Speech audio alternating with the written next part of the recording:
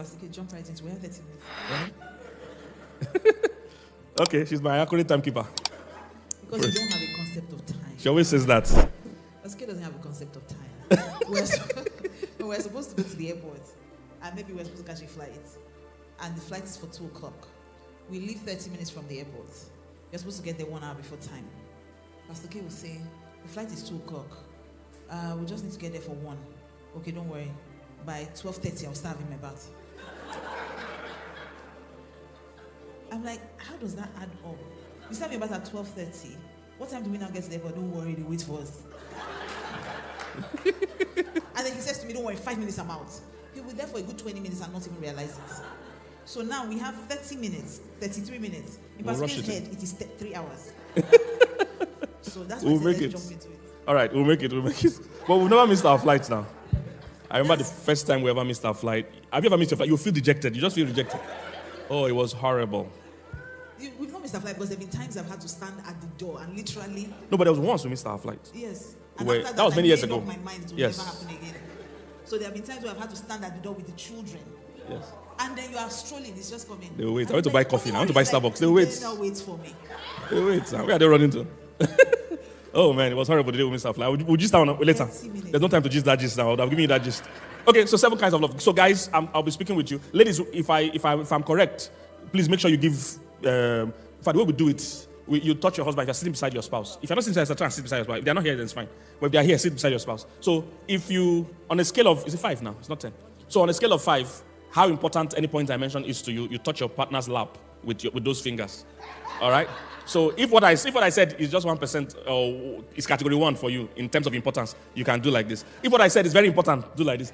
If it has even passed what you can use. All right, so let's do it quickly. Number 1, guys, listen very carefully. Number 1 kind of love women need is sacrificial love. So women love when you are willing to inconvenience yourself for them. That's actually the love the Bible recommends in Ephesians 5. It's called agape kind of love. So a woman likes it when you are willing to sacrifice your comfort, your money, your time to do something for her. How willing are you to inconvenience yourself for her? So they like sacrificial love. So yes, you want to sleep, but she needs help with something. Yes, you want to watch soccer, but she wants you to take her somewhere. She needs to see that the love has cost implications for it to make sense to her. The things you do for her that you do when it's convenient for you, they are also nice, but they are not as nice as when she sees that this thing has sacrifice involved. And you are willing, with a good attitude, to still show up or do it for her. So that's the first kind of love women like. So give a signal to your partner. Under the table so that other people don't see. Okay. Okay, for men, men like unconditional love. So they want to be accepted for who they are, their very core, not because of what they do or what they have. Most times, in fact, when you go home and say, "Oh, I want to get married," you introduce your partner. In fact, in the regular setting, when people are about to get married and they introduce their partner to their families, if you introduce the man, the first thing they ask is, "What does he do?" If you introduce the woman, most times they'll say, "Oh, she's so pretty, so well behaved, so well brought up." So men have been trained to always do before they're accepted. So for a man, the kind of love he needs from his wife is that acceptance. Not necessarily accepting bad behavior, but accepting who he is so that he's comfortable enough and is given a foundation of security where he can be himself without fear of rejection. So men, vote. Okay. Hope you have told your partner. Number 2 for the guys, the kind of love women like passionate love. Passionate love. One of the complaints women will have with men is that men are very, lethargic when it comes to romance or family life. She wants passion. She's created for passion. This is why if you refuse to talk to her willingly, you will talk to her by argument. Because you must talk to her. And the only time she gets some emotion out of you is when you are arguing. She would like to get those emotions normally when there's no trouble going on. So be a passionate lover. She still wants you to pursue her. Women enjoy being pursued. So have some passion. Because for us as men, because we are project-minded, once we have won this woman, we just log out, move to other projects. You just think you need to keep pursuing her. She wants to know you are still interested. If she's somewhere, pursue her there. If she goes out and you've not spoken to her in a bit, call her to check on her that you're missing her. You all right? If you say why you call me, don't say I'm calling because I couldn't find the. No. Say, oh, I'm just missing you.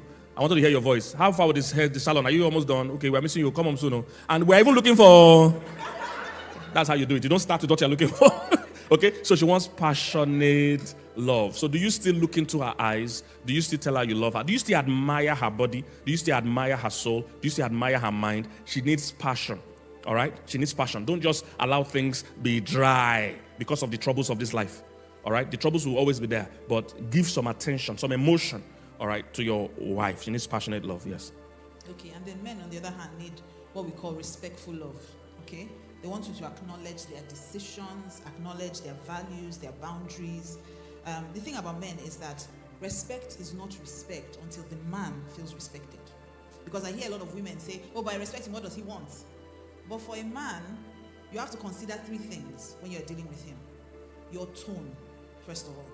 The timing of your conversation, whatever you're saying to them, or whatever you're doing. And the attitude. Sometimes what you are saying, no. All the time, what you are saying is correct, ladies. But it's the tone you're using. You're talking to him like you're talking to a child. You are correcting him as if you're correcting your child. The timing too is off.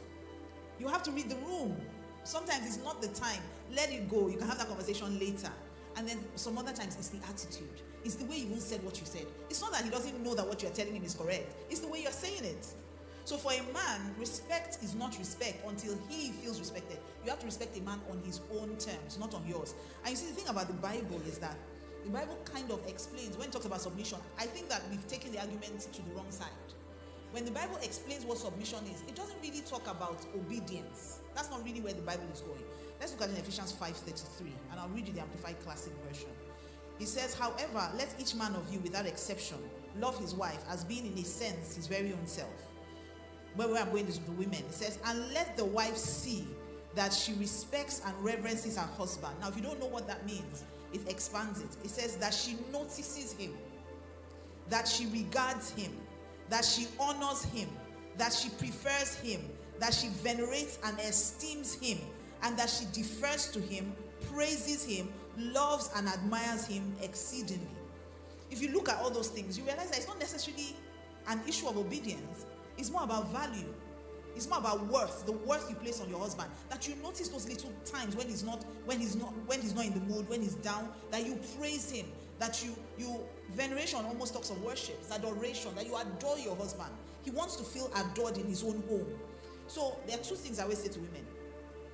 Don't speak to your husband rudely in public or in private. Never raise your voice at your husband. Because women like me to simplify it, so I'm going to simplify it for you. Never speak to your husband rudely in public or in private. Never speak about him rudely in public or in private. The first one is don't do it to his face. The other one is don't do it behind his back. Don't do it with people that are close to you. It might be a joke to you, but you see, disrespect is infectious. Once you disrespect your husband to your family, they'll follow suit naturally. So men want respectful love. It's not just I buy him a gift, but how do you treat him? How do you speak to him? Do you treat him like he's your child? Do you talk down at him in front of the children just because you think you know better? That's where submission really kicks in. Where you know that you may be faster at making the decision, but you still allow him lead. All right. So men, on a scale of 1 to 5, give your wife signal. Let the wives know. Number 3 for the guys, women need what I call jealous love. Jealous love. Now, this is not the same as jealousy or insecurity. But why I call it jealous love is because she needs to know you are still jealous over her, not jealous of her. But in terms of that, you are still protective somehow of her. She still wants to know that you think she's so beautiful that you're going, I don't want people to be toasting you. I don't want this, your figure is still showing, this your cloth is tight. From a more positive point of view, she needs to know she's still attractive. She needs to know. We saw in the Bible, Sarah was still hot at almost 100 years old, but the secret to that was the jealous love that Abraham had. Abraham felt she was the hottest thing in the world. Because even when they were going to another country at her old age, Abraham said, you are so hot, the king there, or the people there will want to toast you. When a woman hears that, of course she will be glowing. Women are interesting. Your wife you have is a total reflection of how you've treated her. No matter her age. So some women are very young, but they look old because of who is handling her.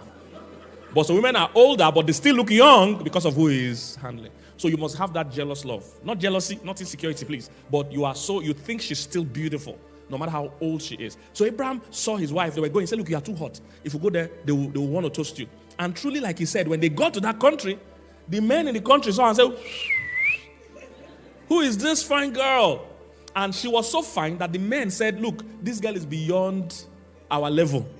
Do you understand? The guys all agreed that she's too fine, she's beyond our league. This one is the king that will date her. And truly, they told the king, and the king said, this girl is so fine, I will date her. Everything Abraham said about her was exactly what happened. That's how beautiful she was at that old age, because he always showered her with that compliment. That, aura was around her, and she still carried herself with that confidence. So, ladies, tell your husband how important this is, that he still admires you and finds you attractive at any age. Okay, so next point. I don't see people giving feedback though. You guys hope you are giving the feedback under the table. You guys are very skilled in this church. That's what I'm saying, they're very skilled. The last church we went to, they were very... Yes, they were touching, we were all seeing the results. One woman who sat on her husband, like at one point. So like this point is too important. But the way they're looking straight in this church, everybody's just looking like they're spiritual and just touching. Yeah. Okay, for men, men need prioritized love. And by that, I mean that they need to know that you prioritize them above all others. Even the children. Maybe I should say this. Especially the children. Because I notice that a lot of couples have issues when the woman is pregnant. All of a sudden, the man is no longer important. Everything's about her baby. Everything's about her baby. And you see, the man is disconnected from that relationship because you and baby are having an internal relationship and the man is on the outside. So when the baby kicks, you have to invite him to be a part of that for him to connect with that. When the baby puts their knee somewhere, you are the one that knows that you rub, oh, don't do that to mommy. That intimacy is building. But the man feels excluded. Now it becomes even worse when the baby is now born. When the baby is born, you know that the baby needs you. You are thinking your husband can fix his food. He doesn't need me to give him a bath. He doesn't need me to change him. But at that point in time, most men become withdrawn, and worst case, they even cheat. And because I'm an infidelity recovery specialist, I've noticed that this happens around that period. That's when most people start to experience that kind of infidelity happening. So you have to become intentional about carrying your husband along and be intentional about making sure he knows that his priority, even though the children need you or other members of the family need you. The truth is, at some point, the children will leave. And that's what you must remember. I've noticed that in parenting, there are two challenges. The men easily step away from the child. The mother finds it hard to let go. So you guys have to be a team to realize that these children will go, whether you let go of them or not. One day they will come home and say, Mommy, there's this girl. And when they say there's this girl, just know that your time and your reign is over. Because in your mind, you are the queen of his heart. Oh, my son loves me, my son. And your husband is just laughing that he will come and meet me, he will go. And truly, that's what they do. Even for the fathers, you think your daughters will always be there. They won't. They will come home without mercy. They'll just come and tell you, there's this guy. And then on the wedding day, they will be kissing your daughters if they don't have respect. So you better adjust to the idea that you only have each other. Yeah. And so you must be intentional. So wives, one of the things that makes men draw closer to you is when you let them know that they are prioritized. All right, guys, give your feedback. Yes. All right. Hope you have given it. Next one, guys, next kind of love women like is daddy love.